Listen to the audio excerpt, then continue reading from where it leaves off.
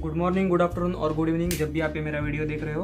तो कल के वीडियो में हमने देखा था वेक्टर्स को देखा था, तो आज के वीडियो में हम 3D को देखने जा रहे हैं। तो मैंने ऐसा डिसाइड किया है कि हम 3D को पार्ट्स में डिवाइड कर देंगे। मतलब अभी ये जो वीडियो होगा वो 15 या 10 मिनट का होगा, तो ऐसे ही इस पार्ट्स में हम ऐसे पार्ट्स में डिवाइड करके पूरे 3D को कवर कर लेंगे। तो आज हम 3D में सिर्फ प्लेन मतलब जो प्लेन होता है उसके बारे में देखने वाले हैं। तो सबसे पहले उसमें पार्ट आता है। सबसे पहले वो प्लेन वगैरह देखने से पहले हमको सबसे पहले ये क्लियर होना चाहिए कि कंपेयर हमको 3D और वेक्टर को कैसे करना है, क्योंकि पूरे चैप्टर में जब भी हमको 3D और वेक्टर को कंपेयर करना आता है तब बहुत से बच्चों को वहां पे दिक्कतें आती है, मुझे भी आती थी। तो अभी हम देखते हैं कि उनको कंपेयर कैसे करना है। तो सबसे पहले यहाँ पे जो स्क्रीन पे आपको जो 4 पॉइंट दिखाई दे रहे हैं वो इससे मतलब ऐसा डायरेक्ट टू डायरेक्ट कनेक्शन है। तो पहले हम देख लेते हैं कैसे कैसे कनेक्शन होता है। तो पोजीशन वेक्टर, जब भी हमने पोजीशन वेक्टर देखा था किसी भी पॉइंट का, मतलब उसको ओरिजिन से उस पॉइंट को जो लाइन ज्वाइन करती है और उस पॉइंट की तरफ डायरेक्टेड होती है, उसको हम पोजीशन वेक्टर बोलते हैं। तो जैसे वेक्टर में पोजीशन वेक्टर होता है वैसे ही 3D में कोऑर्डिनेट्स होते हैं, मतलब एक पॉइंट के कोऑर्डिनेट्स। मतलब अगर यहाँ पे हमने देखा था कि i + 2j + 3k, अगर ये कोई भी पॉइंट का पोजीशन वेक्टर है तो उसके करस्पॉन्डिंग जो कोऑर्डिनेट्स होंगे वो 1, 2, 3 होंगे। तो यूनिट वेक्टर, उसके बाद यूनिट वेक्टर क्या आता है, जिसका मैग्नीट्यूड 1 हो।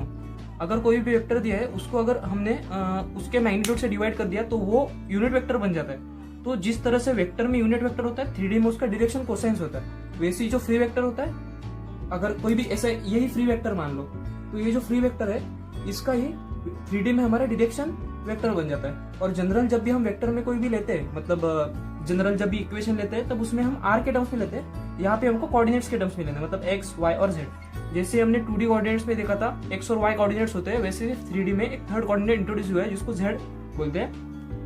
2D कोऑर्डिनेट्स में देखा था, मतलब सेक्शन फॉर्मूला या फिर लाइन की जो इक्वेशन होती है उसमें सिर्फ एक कोऑर्डिनेट इंक्रीज हो जाता है।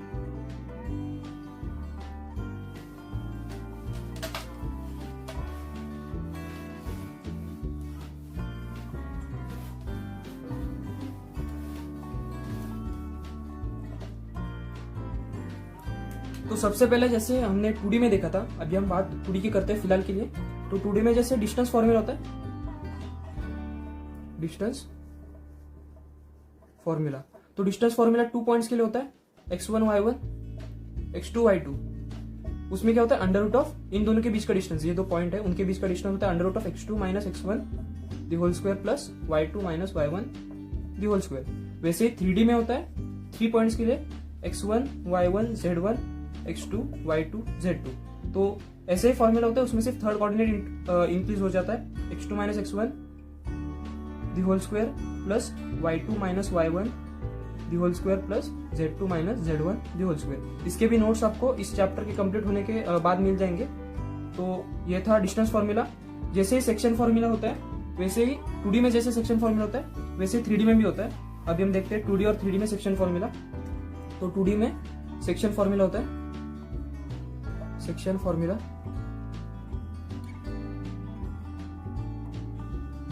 तो 2D में जैसे एक पॉइंट है x1 y1, दूसरा पॉइंट है x2 y2। उसमें कहीं पे भी एक पॉइंट है जिसका हमें कोऑर्डिनेट्स निकालने हैं, जो इन दोनों पॉइंट्स को λ/μ के रेशियो में डिवाइड कर रहा है। तो उसके मैंने मान लिया x, y। तो जैसे आता है x = λ(x2) + μ(x1) upon lambda plus mu, या फिर mx2 + nx1 अपॉन m+n, जो जनरल फॉर्मूला टेक्स्ट बुक में दिया रहता है। और वैसे ही y का ऑर्डिनेट रहेगा lambda y2 + mu y1 upon lambda plus mu. तो अगर इसको हम 3D में बात करें, इसको हम सेक्शन फॉर्मूला अगर 3D में बात करें तो इसमें एक कोऑर्डिनेट इंक्रीज हो जाएगा जो होगा z1, यहाँ पे z और यहाँ पे z2। तो कॉमा z का आएगा lambda z2 + mu z1 upon lambda plus mu. तो ये था section formula.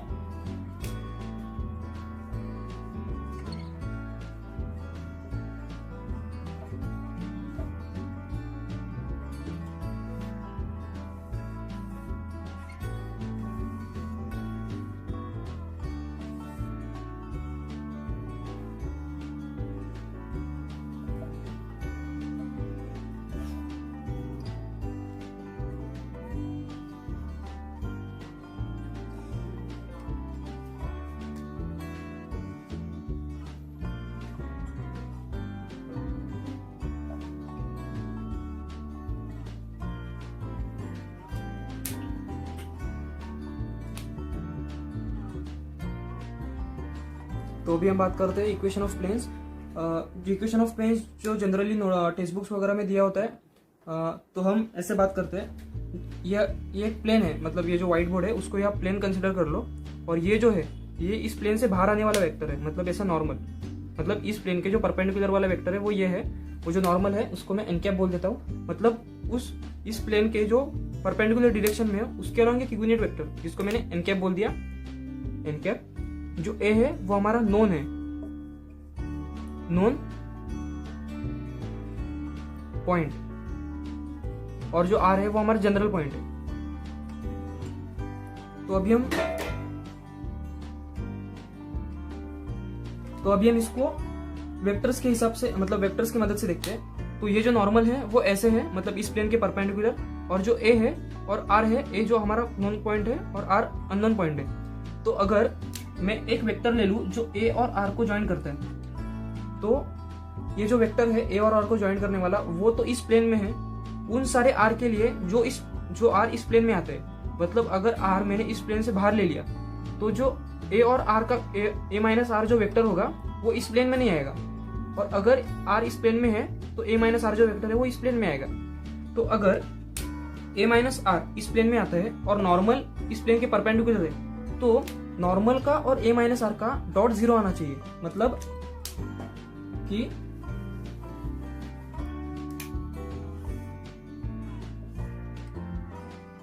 Are minus A या फिर A minus R dot N cap ये जीरो आना चाहिए फॉर ऑल आर, मतलब general point in the plane, मतलब इस प्लेन में जो भी आर है उस आर के लिए आर माइनस ए वेक्टर इस प्लेन में लाई करेगा और एन वेक्टर इसके परपेंडिकुलर, तो उन दोनों का डॉट प्रोडक्ट जीरो होता है।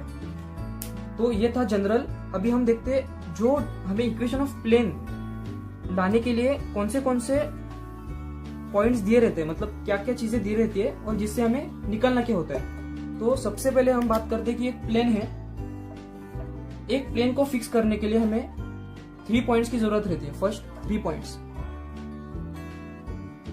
मतलब कोई भी एक प्लेन है उसको फिक्स करने के लिए हमें 3 पॉइंट की जरूरत होती है।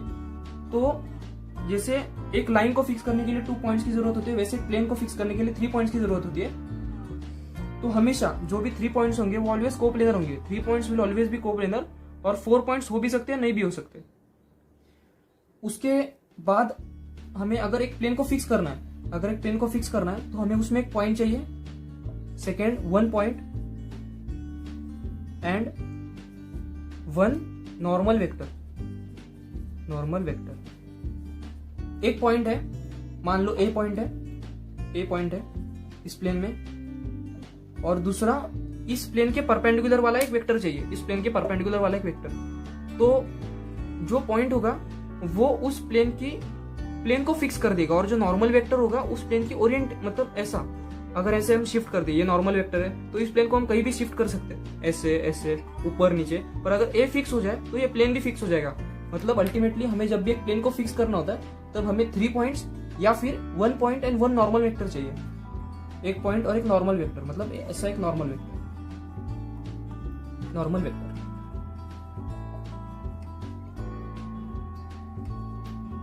और क्या क्या चीजें दे सकता है वो। थर्ड, हमें अब नॉर्मल वेक्टर उन्होंने नहीं दिया, तो अभी क्या देंगे, एक पॉइंट देंगे, और इस प्लेन के पैरेलल नॉन कोलिनियर 2 वेक्टर देंगे, मतलब 1 पॉइंट एंड प्लेन में 2 नॉन कोलिनियर वेक्टर। अभी हमने नॉन कोलिनियर क्यों बोला, क्योंकि अगर वो कोलिनियर होते तो वो अल्टीमेटली एक ही को रिजल्ट करते। जैसे हमने वेक्टर्स में देखा था, जब भी कोई दो कोलिनियर वेक्टर्स होते हैं तो उसको हम एक को दूसरे के टर्म्स में लिख सकते हैं। तो अगर नॉन कोलिनियर होंगे तो इन दोनों नॉन कोलिनियर वेक्टर्स की क्रॉस से हमें एक इस प्लेन के परपेंडिकुलर वेक्टर मिल जाएगा। तो इस प्लेन के परपेंडिकुलर हमें वेक्टर मिल गया नॉर्मल, और एक हमारे पास पॉइंट है। तो ये हो गया थर्ड। मतलब हम अभी देख रहे हैं कि कौन से वो पॉइंट्स दे सकता है क्वेश्चन में जिससे हमें इक्वेशन ऑफ प्लेन निकाल सके। अभी फोर्थ बहुत ही मस्त चीज है, 2 पॉइंट 2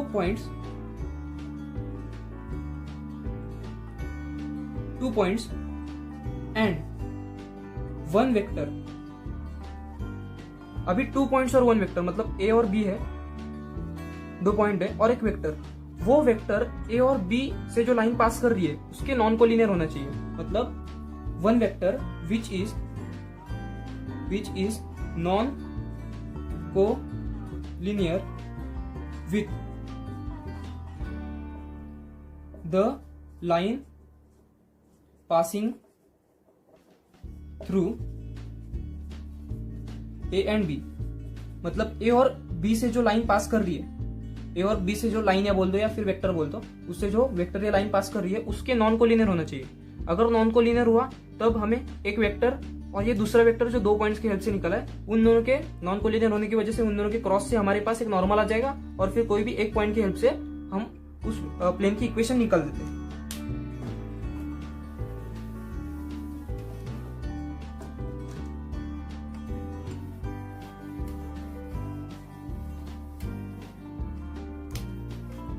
अभी हमने देखा था कि जो प्लेन है उसमें एक जनरल पॉइंट ले लिया R, उसमें से एक पॉइंट को हमारी नॉन पॉइंट को माइनस करके जो वेक्टर आया उसका हमने डॉट लिया एन कैप के साथ, तो हमें 0 आता है क्योंकि ये जो होता है और ये दोनों परपेंडिकुलर होते हैं एक दूसरे के। तो ये जो प्लेन की इक्वेशन है, ये प्लेन की इक्वेशन है, equation of plane in vector form में, ये वेक्टर फॉर्म में, क्योंकि ये जो R है, ये जो A है वो पोजीशन वेक्टर है, ये R पोजीशन वेक्टर है, नॉर्मल वेक्टर है। तो अभी इस जो है ये वेक्टर जो है इसको हम अभी 3D में कन्वर्ट करते हैं। तो 3D में कैसे कन्वर्ट करना है, जब हमने R लिया था, R हम वेक्टर में R लेते हैं और जब 3D में व्यक्त करते हैं तो उसमें कोऑर्डिनेट्स लेते हैं, मतलब x y z। तो हमने कोऑर्डिनेट्स लिया xi plus yj plus zk, हाँ, और A जो है वो हमारा है माइनस A1 मान लो, A1 A2 A3 जो A है वो A1 A2 A3 है, A1i minus A2j plus A3k।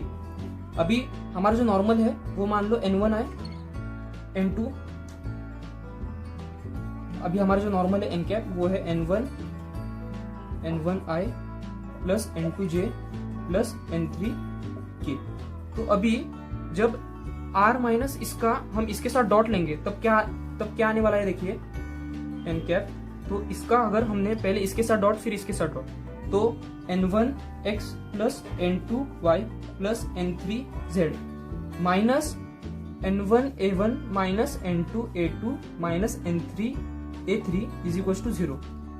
तो ये जो है n1x plus n2y plus n3z, ये जो हमारी है वो सारे वेरिएबल्स है क्योंकि एक्स वाई जेड वेरिएबल्स है। पर ये जो है n1 माइनस कॉमन ले लेता हूँ, n1 प्लस प्लस, तो n1a1 plus n2a2 plus n2a2 plus n3a3, ये जो सारे है वो है, ये कांस्टेंट है तो इसको हमने d बोल दिया। अभी इसको d बोल दिया तब हमारी इक्वेशन क्या आई, n1x plus n2y plus n3z is equal to d, ये कांस्टेंट है। जनरली टेक्स्ट बुक में इक्वेशन दी होती है ax plus by plus cz plus d is equal to 0, plus d इस साइड लो या इस साइड लो, ये तो कांस्टेंट है, वो कांस्टेंट माइनस एडजस्ट कर लेगा। तो n1 n2 n3 हमने जो नॉर्मल बोला था वो n1i n2j n3k था। तो टेक्स्ट बुक्स में जनरली जो नॉर्मल होता है वो ai plus bj plus ck होता है, हमने लिया था n1 n2 n3। तो अभी हम फेसबुक के हिसाब से चलेंगे तो n1 n2 n3 को हम a b c से रिप्लेस कर देंगे। तो हम मान लेंगे कि हमारा जो नॉर्मल है, नॉर्मल वो ai plus bj plus ck है। तो हमारी इक्वेशन क्या आएगी, ax plus by plus ck, ax plus by plus cz, sorry ax plus by plus cz plus d is equal to 0। ये हमारी आई प्लेन की इक्वेशन। तो हमें जब भी कोई प्लेन की इक्वेशन दी होती है और उसमें से अगर नॉर्मल पूछ दे, उस प्लेन के अलावा कोई भी नॉर्मल वेक्टर पूछ दे, तो हमें ai plus bj plus ck ये हमें याद रखना है, क्योंकि ये जो होते हैं, ये जो एक्स वाई जेड के जो कोएफिशिएंट्स होते हैं वही हमारे नॉर्मल वेक्टर्स होते हैं। कि हमने देखा था a minus r minus a dot N cap से जो आता है हमारी इक्वेशन, उसमें जो ए बी सी है या n1 n2 n3 है वो ही हमारे नॉर्मल के अलोंग वेक्टर्स है।